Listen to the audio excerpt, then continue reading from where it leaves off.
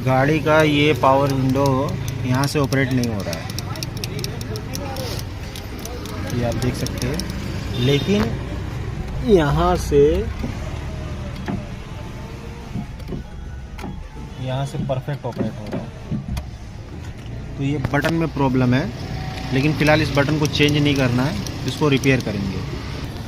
ये आप देख सकते हैं इसके ऊपर ये पूरा कार्बन जमा हुआ है, इसको कार्बन को अच्छे से हम लोग साफ़ करेंगे।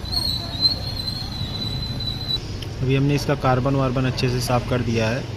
अब इसको लगा के एक बार चेक करते हैं। अभी हमने लगाया है, ये आप देख सकते हैं हमारा बटन एकदम परफेक्ट काम कर रहा है अभी। तो इसी के साथ में मिलते हैं फिर नेक्स्ट वीडियो में, तब तक के लिए धन्यवाद।